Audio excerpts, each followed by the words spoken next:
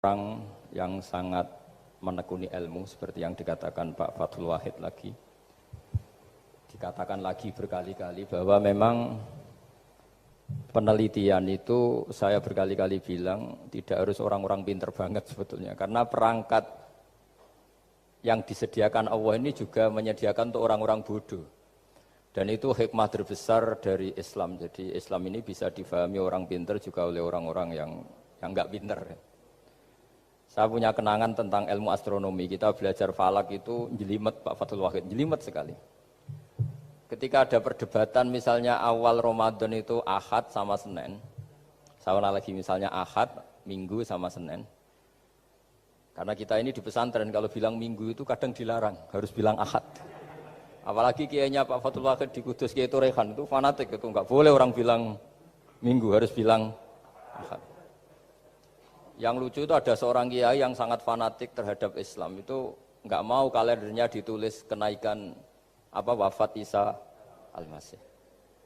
Karena keyakinan umat Islam bukan Isa yang wafat tapi Sibeh Isa. Itu di kalender Kudus kan wafatnya dalam kurung Sibeh Isa. Yang menyerupai Isa, jadi saking fanatiknya tetap menulis sesuai keyakinan. Saya teruskan. Orang kadang bilang begini, cara orang yang tidak mendalami ilmu. Sama-sama kiai, sama-sama ormas Islam kok beda awal Ramadan, sehingga jadi debat Ahad atau Minggu sama Senin. Saya punya mak-mak ya, kalau orang sepuh itu yang dulu ikut buyut saya. Jadi saya ini generasi kelima, itu orang itu muammar, ditakdir umurnya panjang. Itu bilang gini, Gus, sebetulnya untuk tahu kalender yang benar mana itu gampang katanya. Cari tanggal 15, nanti kelihatan siapa yang salah. Ternyata betul, kalau dihitung Ahad, nanti 15-nya misalnya jatuh hari apa, nanti kelihatan ternyata pas yang dikatakan 15 versi Ahad itu bulan belum purnama. Purnamanya itu di versi mereka yang tanggal 16, berarti benar mana? Yang Senin kan? Tapi yang versi Senin ternyata betul pas 15 pas purnama. Artinya apa? Allah menyediakan perangkat untuk menguji Senin apa Ahad dengan cara awam, yaitu nunggu tanggal 15. Artinya gini, kata siapa yang tahu itu hanya orang pinter gitu. Orang awam juga bisa tahu. Karena agama ini milik bersama, ya milik orang pinter, milik yang tidak pinter.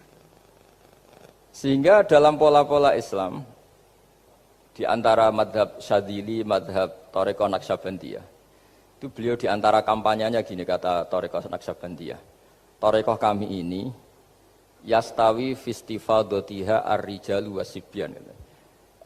Popularitas Thariqah saya mudahnya difahami ini antara orang pinter yang sudah dewasa sama anak-anak kecil ini sama. Kenapa demikian? Kalau dalam filosofi kebenaran itu ada pepatah fa innal haqqa adharu min syamsi dhahirah. Kebenaran itu lebih jelas ketimbang matahari di siang hari. Sehingga mereka dengan mudahnya mensifati Allah misalnya az-zahir, zat yang begitu jelas. Kenapa Allah begitu jelas? Karena ulama dulu cara, kalau dalam bahasa pondok mensifati, menstatuskan. Alam raya ini maujud. Maujud itu ada. Di mana-mana sesuatu yang ada itu ya diciptakan oleh yang ada. Masa tidak ada kok menciptakan yang ada. Sehingga mereka tidak pernah tertarik sama faham komunis, ateis, bahwa alam ini dimulai dari ketiadaan. Pertanyaannya adalah bagaimana sesuatu yang tiada menyebabkan yang ada. Sehingga ulama dulu pinter, sifat wajib itu apa? Wujud. Karena alam raya ini kadung wujud, kadung maujudat, maka Allah harus wujud. Berhubung wujudnya Allah itu wujud penyebab, harus qadim atau harus awal. Masa penyebab datangnya terlambat dulu yang jadi efek dari penyebab itu. Sehingga mereka dengan gampangnya mensifati Allah az-zahir, zat yang begitu jelas. Sehingga Imam Sibawayh, ahli nahwu, itu juga mengenali Allah lewat teori nahwu. Beliau bilang, Allah itu siapa? Allahu a'raful ma'arif, zat yang paling mudah dikenali.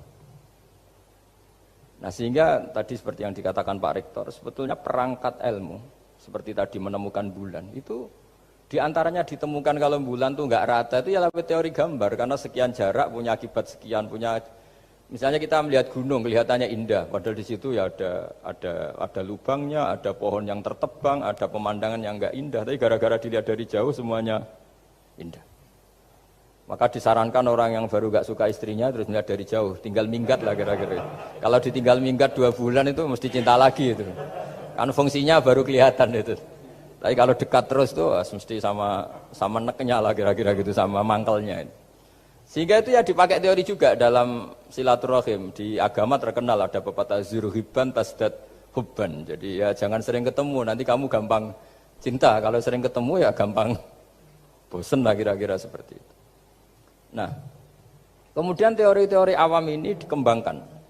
Yang awam, jadi dulu orang menemukan matahari itu besarnya kayak apa, rembulan besarnya seberapa, itu dilihat setiap kita melihat mobil itu jarak 1 kilo masih kelihatan sekian meter. Nanti kalau 2 kilo berkurang sekian senti, kalau 3 kilo berkurang sekian senti, terus dikalikan ya kira-kira seperti itu.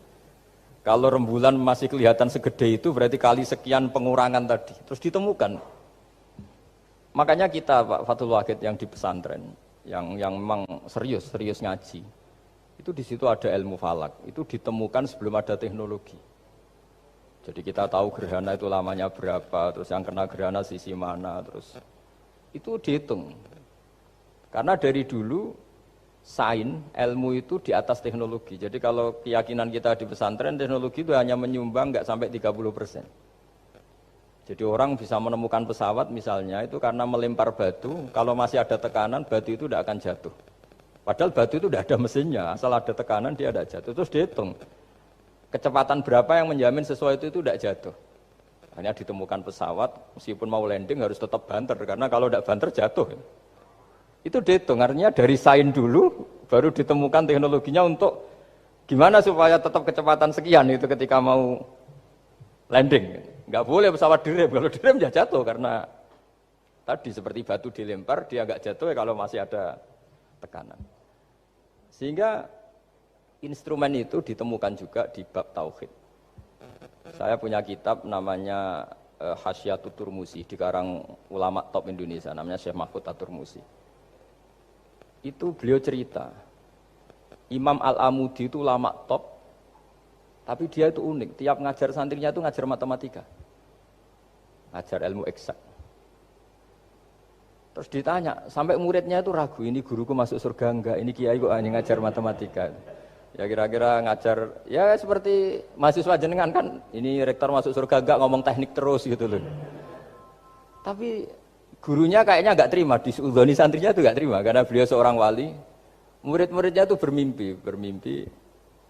Ini penting saya ceritakan, mungkin agak aneh di dunia kampus ya, di bab ini. Kalau dalam teori kita, Pak On itu, mimpi sama nyata, melihat itu otoritatif mimpi. Ini yang agak aneh di ilmu pesantren. Jadi melihat jenengan langsung dengan mimpi itu otoritatif mimpi.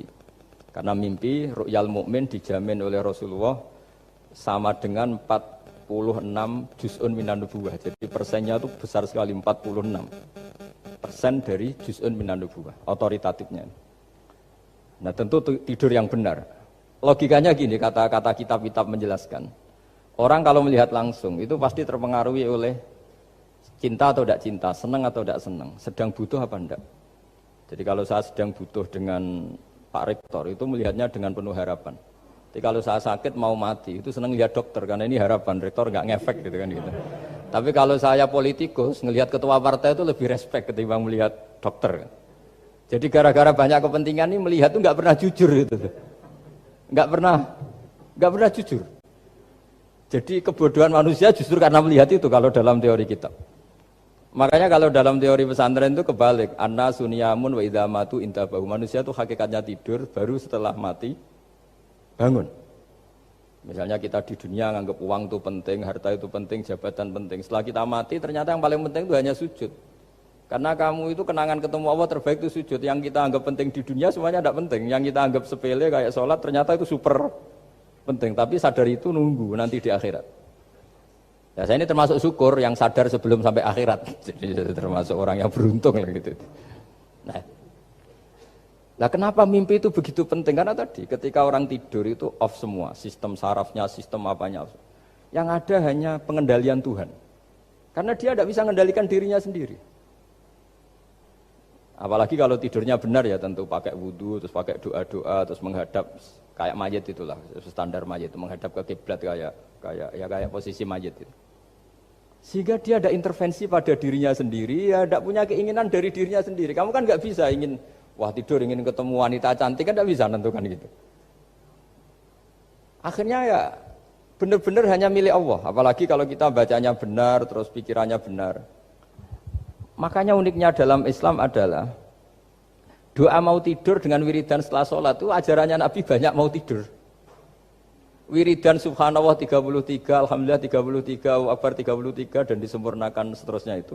Itu ijazah Nabi kepada Sayyidah Fatimah itu untuk mau apa? Tidur. Bismika wada'tu jambi wa bismika arfa'u. Sampai doanya panjang. Allahumma aljatu zuhri ilaika. Panjang sekali doa mau tidur. Saya yakin jenengan ndak hafal ndak. Paling ya bismika wada'tu jambi apa? Bismika Allahumma ahyawamu. Itu sebagian ustadz bilang itu doa ngaji katanya. Ada seorang ustadz saking mangkelnya, ibu sudah baca doa ngaji? Belum, itu doain bismika Allahumma ahya bismika wa amut.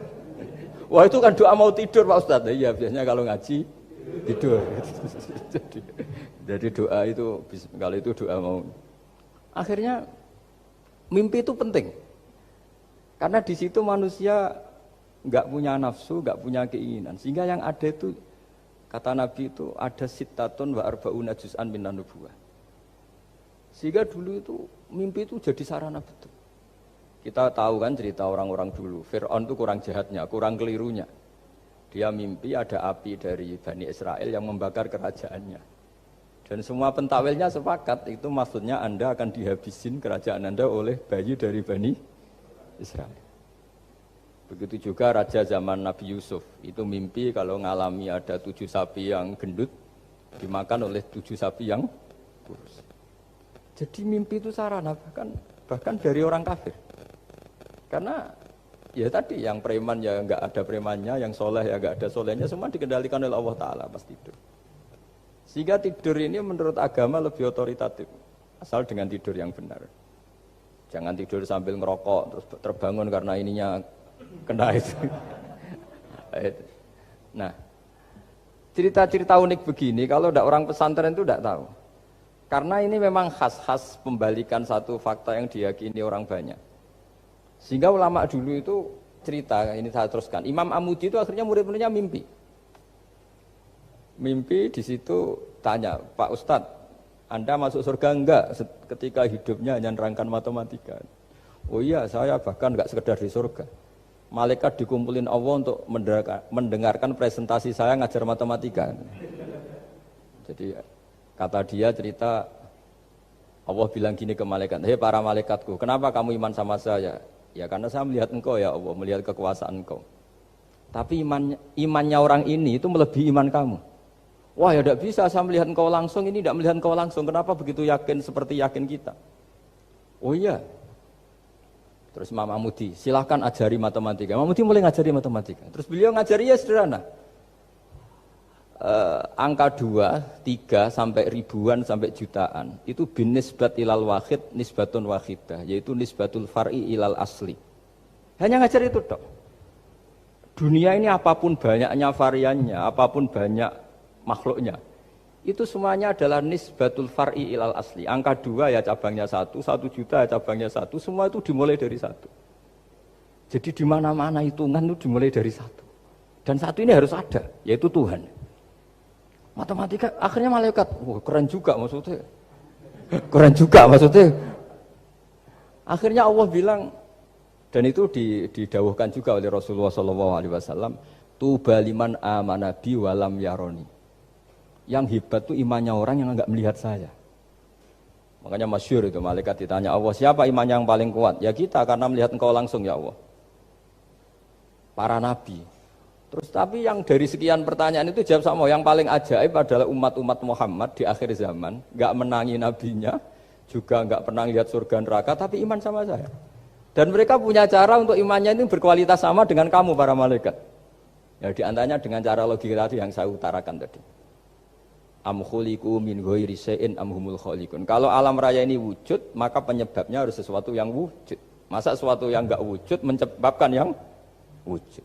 Kalau angka 10 ada, 1 juta ada, pasti dimulai angka 1. Makanya nisbatus naini wal arba'ah ila ma la nihayatalaha itu semuanya nisbatul far'i ilal asli. Semua angka berapapun jumlahnya itu binisbat ilal wahid adalah nisbatul far'i ilal asli. Itu cara-cara, makanya tadi kajian ilmu itu tidak ada habis-habis. Makanya perasaan saya itu kemungkinan orang Islam jadi ateis itu kecil, Pak Fathul Wahid. Saya punya kitab, ini saya ulang lagi, kitab calon wali. Kenapa saya sering cerita wali? Kalau di kampus itu kan orang inginnya ya jadi dekan, jadi rektor atau jadi menteri lah kira-kira gitu. Kalau di pesantren orang itu cita-citanya satu, ingin jadi wali. Ya supaya majelis ini barokah, saya tidak perlu cerita dunia kampus. Kalau ceritakan corong jongu ya segoro lah. Bongso keinginan gitu kan tidak selera saya, juga ada dunia saya. Supaya sampai dapat ilmu ya saya cerita dunia. Itu kitab, saya punya kitab calon wali lah kira-kira, atau wali sudah wali top, namanya kitab Tasbidul Fuad, karangannya Sayyid Abdul Haddad. Itu beliau cerita, di antara ceritanya itu unik. Kata beliau begini, saya itu tidak khawatir orang Islam jadi murtad, apalagi jadi ateis. Karena kalimat la ilaha illallah itu sahlatun qoribah, kalimat yang mudah sekali. Sehingga saya tidak khawatir orang Islam yang ketemu orang ateis, ketemu orang macam-macam, asal diajari kalimat ini secara benar. Terus beliau cerita, yang saya takut tuh mereka masalah perempuan dan harta. Kalau iman kayaknya enggak. Singkat cerita yaitu di kitab seperti itu. Singkat cerita saya ketemu banyak orang yang kuliah di McGill atau kuliah di Amerika, di Jerman, mungkin di Norwegia, di mana-mana, di Australia, dan ketemu teman-teman yang di Korea Selatan juga. Mereka itu orang kebanyakan yang nyuwun sewu enggak keluarga kiai, tapi mereka enggak ada yang enggak tetap iman. Ketika saya tanya, kenapa Anda tetap iman? Padahal ada beberapa negara yang lebih stabil, lebih makmur dibanding negara yang mengklaim sebagai negara Islam. Itu cara berpikir ya sederhana. Enggak lah Gus, kayaknya kok Tuhan kok ada tanggal lahirnya? Enggak lah, kayaknya yang namanya Tuhan tuh ya awal lah. Masa pencipta langit bumi dituhani orang yang lahirnya di bumi, kayak enggak lah kayaknya. Jadi ya berpikir sederhana. Padahal ya kurang ajarnya Masya Allah. Anak ini ya dugem ya macam-macam, tapi kalau ditanya disuruh yang lain nggak mau dia. Enggak lah, kayak yang benar tetap Islam. Karena kalimat ini, yaitu tadi eksistensi Tuhan tadi, eksistensi Allah itu, la ilaha illallah itu kalimatun sahlah, kalimatun qoribah, kalimah yang begitu mudah difahami. Kenapa mudah difahami? Misalnya kita ngaji, Tuhan itu siapa? Yang menciptakan langit dan bumi. Dengan misalnya perbandingan Tuhan itu siapa yang lahir di bumi tahun sekian, enak mana cara kita menerima itu? Kan keren yang menciptakan langit dan bumi. Tuhan itu siapa yang ada sebelum langit dan bumi? Dengan misalnya Tuhan adalah yang lahir di bumi, keren mana? Nah, bayangkan kalau kita punya Tuhan Fir'aun, sudah mati jadi tontonan kan, terus gak keren maksudnya punya Tuhan kok seperti itu. Nah ini yang katanya Syekh Abdul Haddad, kalimat ini sahlatun qoribah. Sehingga kalimat ini pula yang kita dilatih, la ilaha illallah kalimatu haqqin 'alaiha nahya wa 'alaiha namut wa 'alaiha nub'ats atau wa biha nub'atsu insyaallah taala minal aminin. Nah, saya sebetulnya tadi datang itu tidak ingin menjelaskan ini, tapi tadi kata Pak Fathul Wahid, ilmu itu kalau dikaji tambah hari tambah mudah, karena perangkat untuk menemukan bulan itu misalnya enggak rata itu gampang sekali. Pakai teori pemandangan ya bisa, pakai teori gambar juga bisa. Kalau teori pemandangan tadi, kalau kita bisa melihat mobil 2 meter masih kelihatan 2 meter, itu dengan jarak berapa masih orisinil seperti itu. Tambah jauh, tambah tidak kelihatan, tambah jauh. Nah ternyata setelah 5 kilo misalnya tidak kelihatan. Berarti untuk jumlah 2 meter hilang per 5 kilo. Nah berarti kalau bulan masih kelihatan segitu, berarti jarak kita dan bulan kira-kira sekian ribu kilo. Itu bisa dihitung, itu tanpa teknologi. Makanya sebetulnya teknologi itu nyumbang itu nggak sampai 30%. Yang paling banyak ya sains tadi, pengetahuan itu yang kayak tadi orang menemukan pesawat itu kontribusi terbesar tetap pengetahuan. Misalnya pesawat dari bahan ini kalau kecepatan sekian kena angin pecah enggak, tetap pengetahuan yang menopang itu. Teknologi kan paling mengantar supaya pesawat kecepatan sekian didorong mesin sekian dengan apa begitu. Nah pesantren seperti kita ya, saya ini dididik Mbah Mun, dididik bapak saya, buyut-buyut saya, kiai, itu sekali alim, yang alim betulan, itu ya alim betul. Ya karena memang yang repot nih yang agak-agak dukun itu ya ribet itu. Penting rambutnya gondrong, terus terkenal gak pernah mandi, terus nanti ada orang tertentu tertarik minta doa. Ini yang ribet ini, susah ini sertifikasinya susah ini karena. Tapi kalau kita ini di pesantren yang coro sertifikasinya jelas. Jadi berani jadi Gus harus bisa baca Mu'in gitu, berani jadi Kiai harus bisa baca Wahab. Aturan mainnya jelas kalau di ini. Yang repot tuh yang sebagian itu aturan mainnya tidak jelas. Terus promosinya itu pernah datangi menteri loh, pernah datangi, wah ya ribet kalau ukuran keren tuh didatangi apa? Menteri atau pejabat. Saya teruskan ya, karena ilmu itu harus menyelamatkan kita sampai di depan Allah Subhanahu wa Ta'ala. Nah, ketika kita menyifati Allah itu az-zahir, zat yang begitu jelas. Itu kalau kita kan kok begitu jelas padahal nggak bisa dilihat, terus kita sendiri tidak pernah melihat. Tapi eksistensi Tuhan sebagai Tuhan, yaitu al-wajibil wujud, itu jelas sekali karena nggak mungkin suatu yang wujud diciptakan oleh yang tidak wujud. Kenapa harus awal? Masa pencipta datangnya terlambat? Terus juga harus bakok itu abadi atau al-akhir kalau dalam bahasa Quran. Masa zat yang superior kemudian kalah sama yang diciptakan. Berarti nanti ada kekuatan besar yang mengalahkan Tuhan. Ya kan ya aneh, kekuatan ini dalam kendalinya kemudian Allah kalah kan tidak mungkin. Makanya disebut al-akhir. Allah pasti tidak ada yang mengalahkan. Terus diantaranya lagi disebut qiyamuhu binafsihi. Kalau dalam bahasa Quran disebut al-qayyum. Zat yang berdiri sendiri. Enggak boleh Tuhan butuh yang lain. Kalau butuh yang lain berarti bergantung pada yang lain. Dan enggak usah jadi Tuhan lah kalau masih butuh yang lain. Sehingga karena kekuatan ini, saya ulang lagi, karena kekuatan ini, ketika anak-anak mahasiswa kuliah di Jerman atau di Swiss, di negara-negara yang lebih bahagia ketimbang negara yang mayoritas muslim, itu mungkin mereka tertarik sama sistem negara itu karena ada jaminan sosial ini. Tapi nggak pernah tertarik sama Tuhannya negara itu. Karena dihitung-hitung tadi Tuhannya mesti keren kita gitu. Jadi, nah ini cerita ke saya Abdul Haddad. Kata saya Abdul Haddad, kamu tidak usah khawatir lah umat Islam murtad atau jadi ateis gitu. Karena penjelasan tauhid Islam itu begitu jelas. Jadi by design manusia itu pasti nerima tauhid kira-kira gitu. Jadi ini pentingnya adz-dzahir. Jadi Allah itu begitu apa? Jelas. Tapi Allah juga mensifati dirinya al-batin. Nah, al-batin itu gak mudah dikenali. Kenapa? Karena tubuh kita desainnya ini profan. Tubuh kita tidak sempurna, rentan. Nah, tentu sesuatu yang nggak sempurna ini tidak bisa melihat zat yang super apa? Sempurna. Kita bisa rusak sementara Allah tidak. Nah karena alasannya tubuh kita ini didesain untuk rusak, maka di surga itu keyakinan para ulama orang bisa melihat Allah karena desain tubuhnya sudah dirubah dari desain profan menjadi keabadian. Sehingga di sini terus ada kelayakan melihat. Itu pun tetap min ghairi kaifin walan hisorin, tetap ya bisa melihat tapi corong Jawa itu kecelok melihat tapi tidak sampai faham.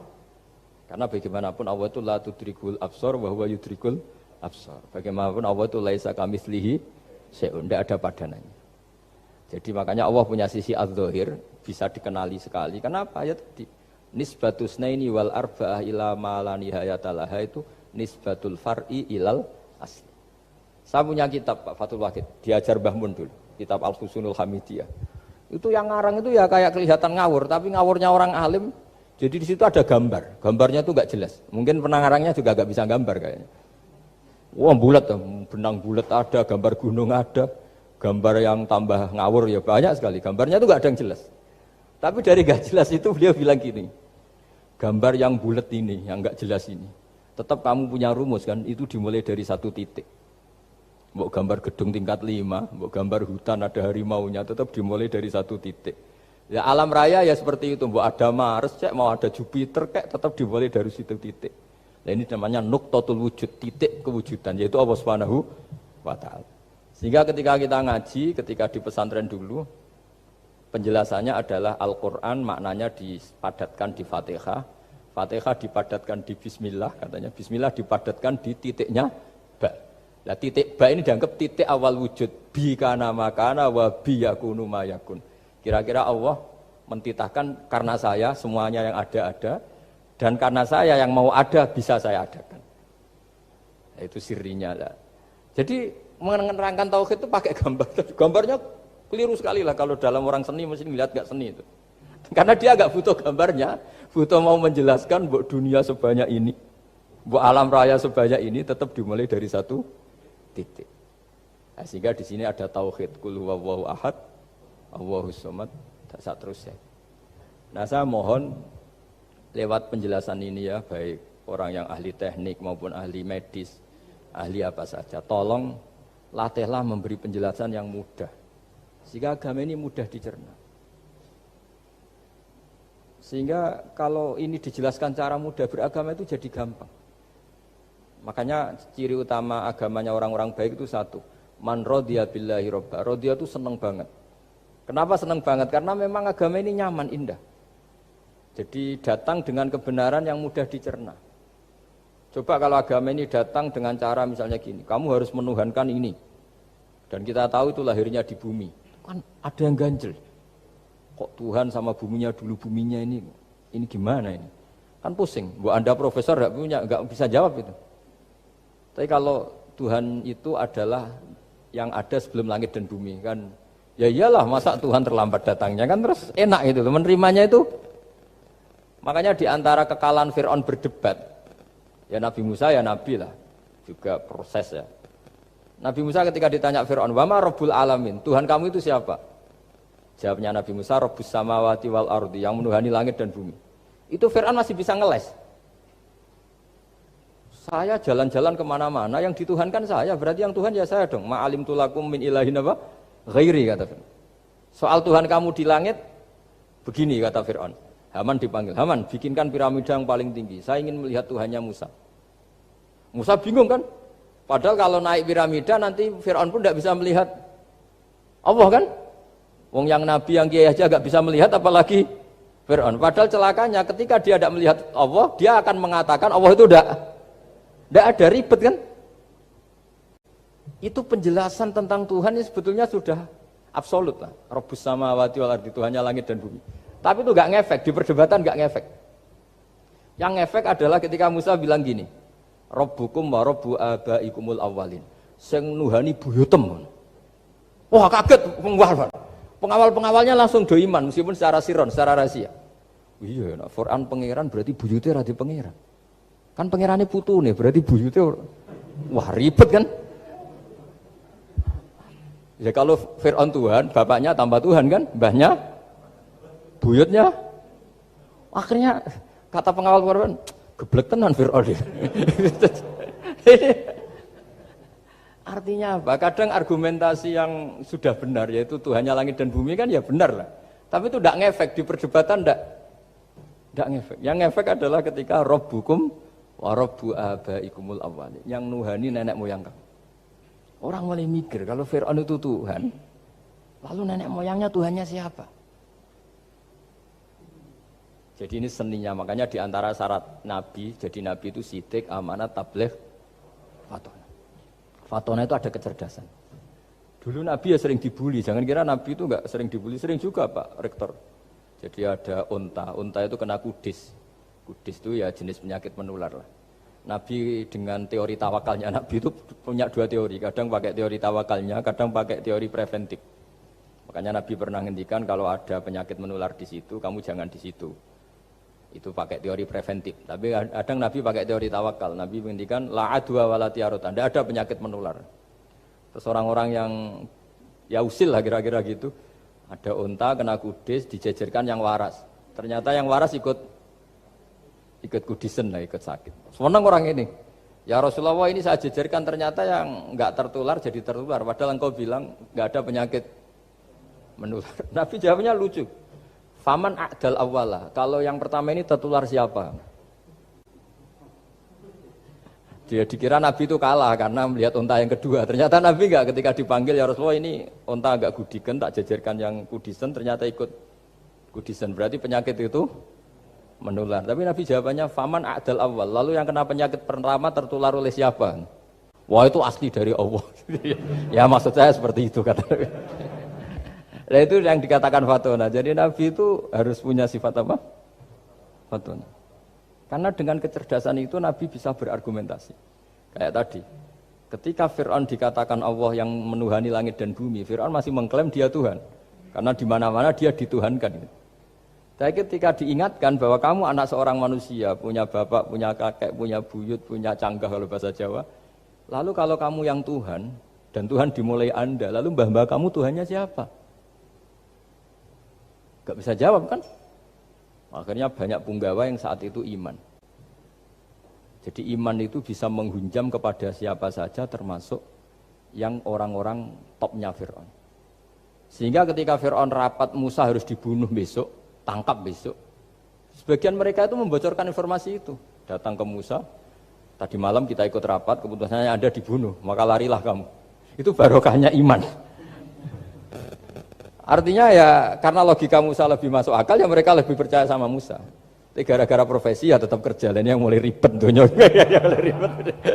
Ya mulai ribet. Jadi makanya kamu jangan tanya, kaifa hukmul mukmin sing yukhfi imanahu, bagaimana hukumnya orang mukmin yang menyembunyikan imannya demi aman. Ya tidak usah kamu jawab. Kalau kamu jawab boleh, ini kok kayak pecundang. Kalau kamu jawab haram, pernah terjadi itu. Wa qala rajulun mu'minum min ali fir'auna yaktumu iman.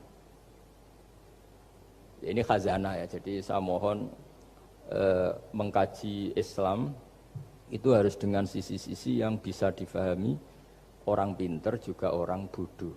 Kata Imam Ghazali banyak itu. Karena hadatin itu harus difahami orang pinter juga orang bodoh. Terus contoh yang paling populer tentu sering saya utarakan masalah iddah.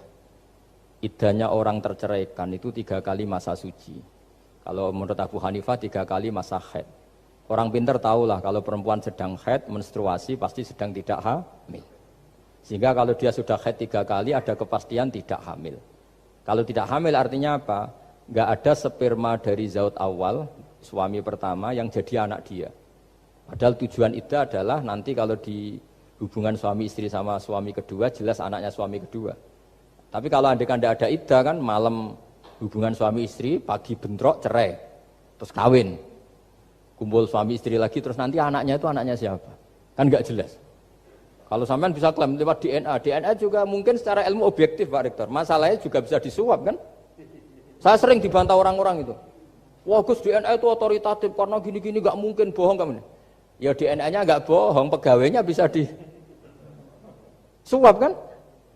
Kayak nggak tahu manusia apa nggak tahu Indonesia, nggak tahu terus. Itu yang sensitif itu, yang mulai wilayah sensitif itu. Nggak tahu manusia apa kayak nggak tahu Indonesia. Manusia aja ya sudah. Berarti Anda sangat nasionalis. Jadi ribet kan? Maka dianjurkan ada iddah. Dengan iddah selesai berarti benar-benar perempuan ini baru atur rohmi, rahimnya steril dari unsur mani zaut awal. Dan kalau 3 kali masa suci itu artinya apa? Kira-kira 3 bulan. Kira-kira ya. Wal mutallaqatu yatarabbasna bi anfusina salah satu apa? Huru.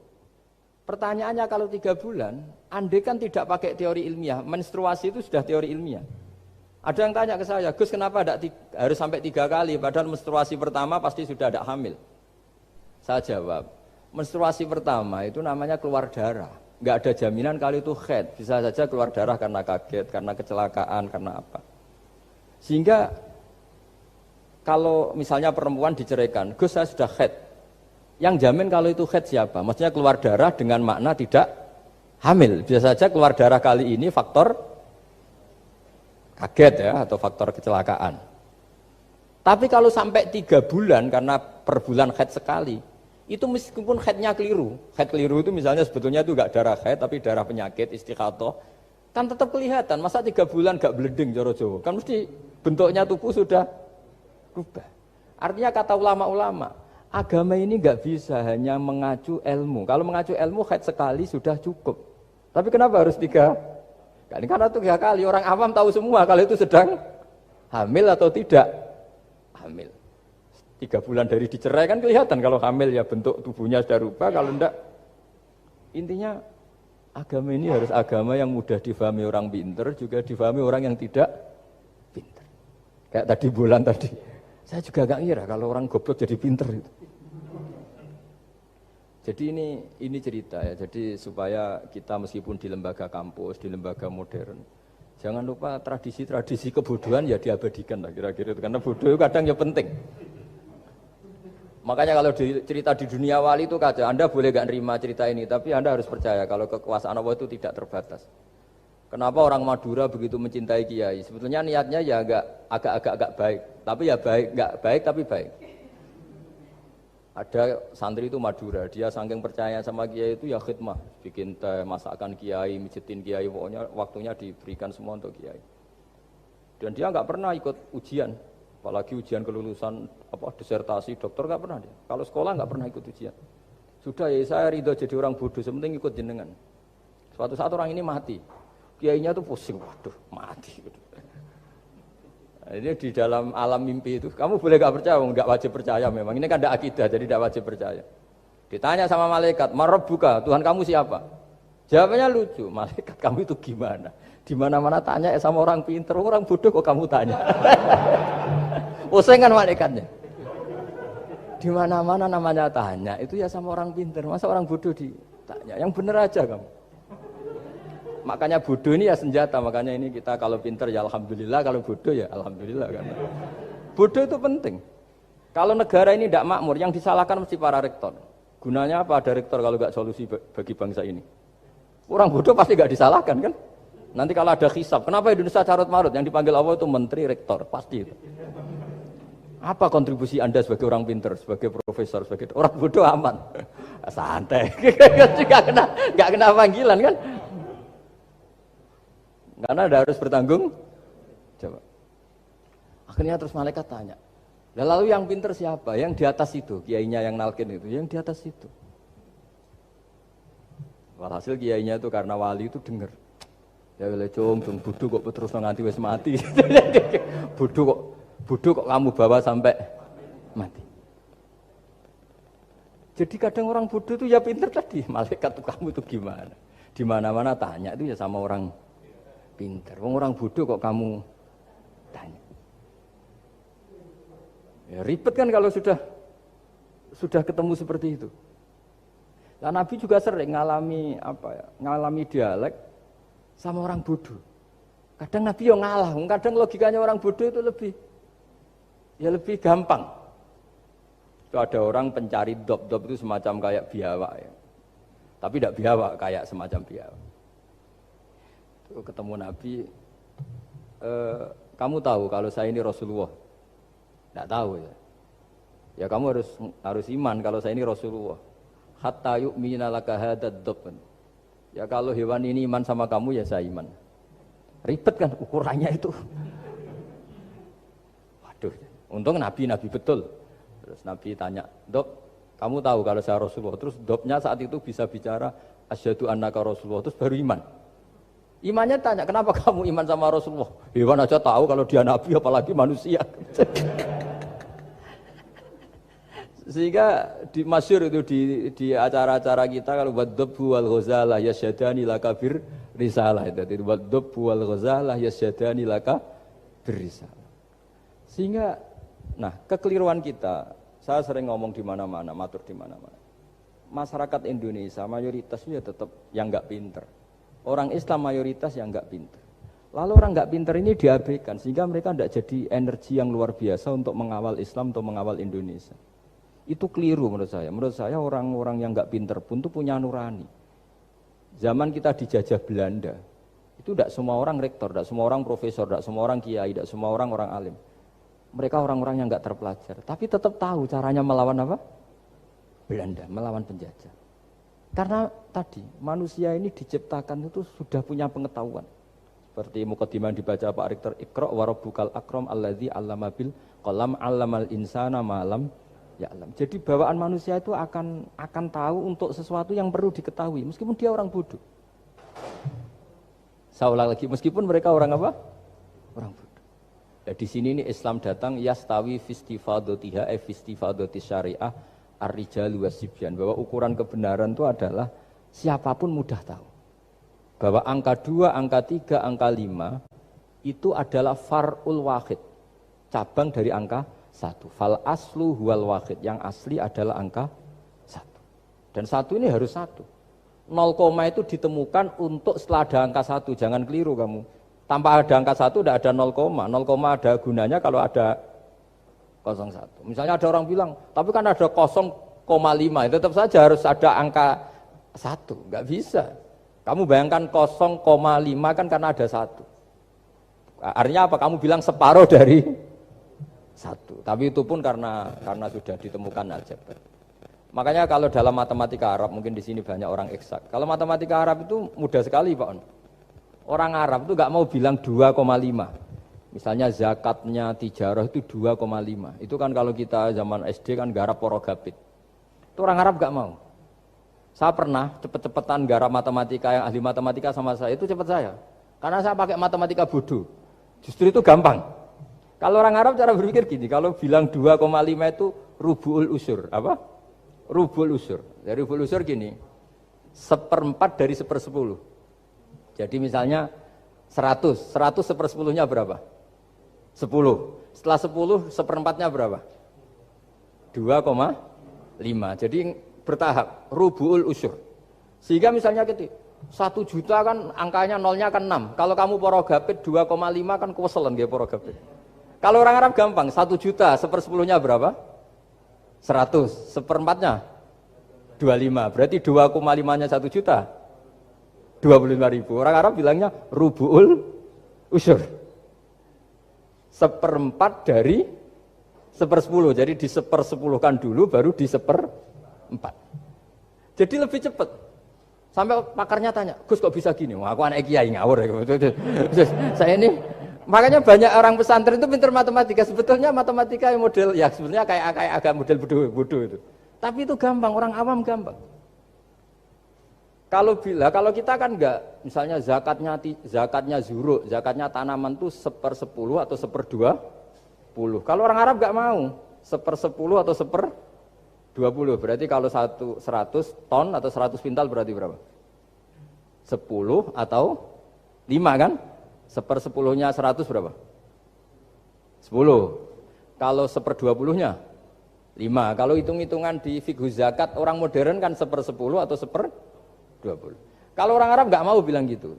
Zakatnya zuru itu al-usur 1/10. Berarti per 100 ton misalnya 10. Atau nisful usur, separuh dari 1/10. Jadi nggak mau bilang 1/20. Usur atau nisful usur. Gampang mana coba? Ya kan, usurnya kan 10. Kalau nisful usur 5 atau 1/20. Daripada gawe porogapit, wah seruat. Jadi kita ini yang kelihatan goblok matematikanya ya pinter juga gitu. Meskipun ya tetap goblok karena tidak nekuni gitu. Sehingga di pondok itu ya dulu diajarkan faraid, falak itu ya gampang sekali karena memang hitungan Arab gitu. Kalau bilang 2/3 itu sulusani apa? Jadi 6. 2/3-nya 6 berapa? 6 sulusnya berapa? Sepertiganya? 2. Nah, sepertiga itu sepertiga 2 kali. Berarti berapa? 4. Ya, 6 itu 2/3-nya kan? Pokoknya bahasa Arabnya sulusan. Kalau orang terjemahnya berapa? Kalau orang 2 kali sepertiga apa? 2/3. Sulusan itu 2/3. Nah, itu kalau orang Arab bilang enggak 2/3, sulusani. Sepertiga 2 kali. Jadi 6 di sepertiga dulu 2. Nah 2 itu 2 kali. Berarti berapa? 4. Jadi itu. Nah Quran itu ya kira-kira gitu. Jadi kelihatannya goblok, tapi itu pinter itu. Yang porogabit kelihatannya pinter, tapi tidak pinter. Ukuran orang pinter yang mempermudah yang sulit. Jangan mempersulit yang mudah kan itu. Makanya saya bilang ini yang pinter yang mana itu. Nah, saya kembali lagi ke tadi. Jadi agama ini datang dengan sebegitu mudah. Sampai matematika yang katanya sulit, itu matematika Islam itu mudah sekali. Karena tadi, misalnya kalau 1 miliar zakatnya 2,5% berapa? Kan pusing kan? Tapi kalau kamu pakai teori rubul usur 1 miliar, usurnya 100 juta. 1/4-nya 25 juta. Berarti per 1 miliar. Gampang mana coba sama ngomong itu?